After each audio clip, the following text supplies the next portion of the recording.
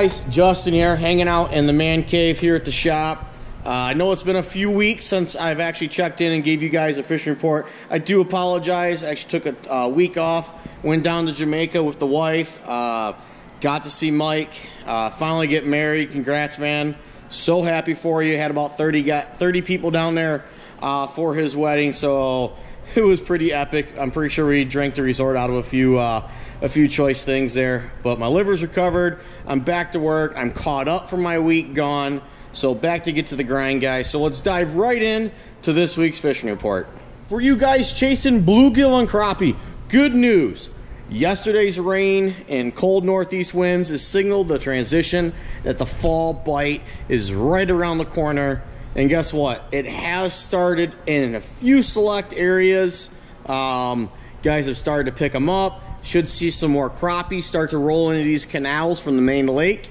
And the bluegill should start getting bigger and bigger as they get more active with the falling temperatures. This is by far my favorite time to chase bluegill and crappie out here in Lake St. Clair. Lots of big fish to be had out here, like always. So get out there, chase those gills and sunnies and crappie. It's only going to get better between now and gun opener. I love November fishing. I cannot wait. You perch guys. The main lake, yes, has gotten a little dirty due to the wind and all the rain we got this week, but that is a good thing. It has started to cool down out here on the lake, and it's going to signal these perch that it's time to start coming in, and all these heavy winds do a wonderful thing of getting rid of hiding places, so that all these scattered little pods of perch are going to have to group up in the bigger schools, and that's when the fall perch fishing gets really good out here on Lake St. Clair. Slip bobbers and perch rigs are still your go-to. With the water being a little dirtier, perch rigs are going to be nice because you can fish right below the boat a lot easier in the majority of the lake. But as the lake clears, you will see that the slip bobber bite will get better. So you perch guys, get on out there, chase them. Check out this picture here from a gentleman that was actually wade fishing off of Metro. So they're getting there. They're starting to show up, guys. It's getting good, and it's gonna get a lot better. For you guys that chase e-socks, and not just muskie this week, guys, I wanna talk northern pikes as well. I absolutely love chasing northern pike. It's never a bad thing when I catch northern pike. I prefer northern pike over muskie, but when the water temp starts to cool down, those northerns really start to get active. So look for those isolated weed beds in that 12 to 6 foot of water for those northern pike.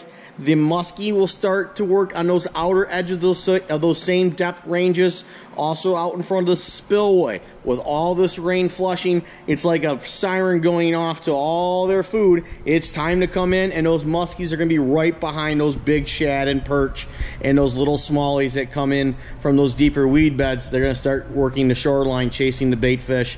So those muskies are going to be right behind them, guys. We're getting really close to prime time for those big girls. A lot of 50 inchers have been caught by guys trolling this year, and I'm expecting a phenomenal jigging season as well. So get out there, get throwing that big rubber bait, and get out there and get you some fish with teeth.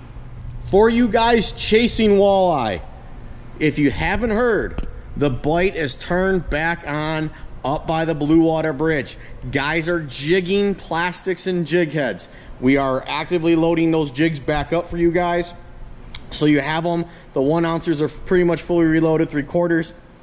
We pretty much fully reloaded here in the next day or so, and we'll get the 5/8 and halves top back off on the key colors for you guys.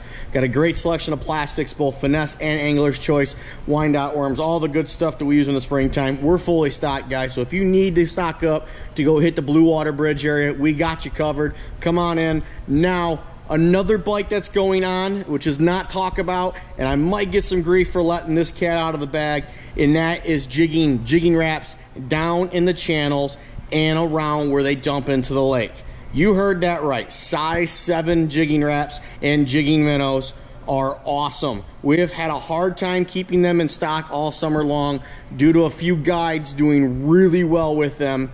So if you've never tried that style of fishing, try that. You're gonna basically fish the same way you do with a finesse or a jig head, and go do it. It's something I haven't really done a ton of, maybe once or twice. We have a few pro staffers Scott up in Flint area does really well in a Saginaw River doing this this time of the year. So I'm really excited to get a chance to go out and do this one night to show you guys how it works.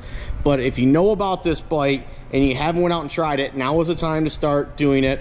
So get out there, guys, chase those walleye. You can still troll out here on the lake and find some fish as well. The nighttime casting bite has started up again as well. There's guys that doing kayaks catching them at night. There's guys casting from shore getting them at night. And guys out in the boats just puttering around doing a little trolling have started to pick up some fish. And that should only get better and better as we get closer and closer to Halloween. For you guys chasing smallmouth, information has suddenly gotten really hard to come by. And here's the reason why. The Fall Monster Quest is going on this Saturday.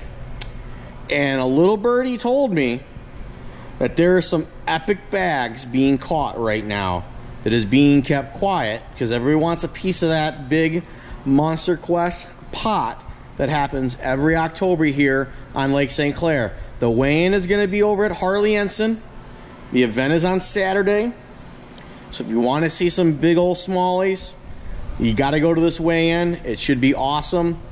I had a couple people say that maybe the record for the biggest one-day bag might be broken this year, and maybe it, just maybe, might be done by Scott Dobson and his partner, the ones that said it. But we'll see. Where these fish are located, the little bit of information I've gotten and personal information that I have from being out there fishing is that there is still fish scattered all over, anywhere from 16 to 18 feet of water all the way down to nothing.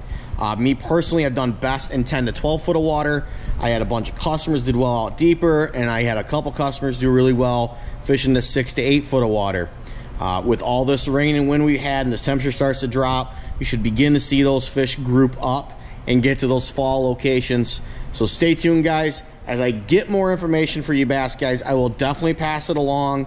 But right now I'm a little lean on it, I know. So good luck out there fishing, guys. Thanks for watching. Thanks for listening. Be sure to like, subscribe, and share. It helps me, it helps the channel, it helps everyone that likes to catch fish.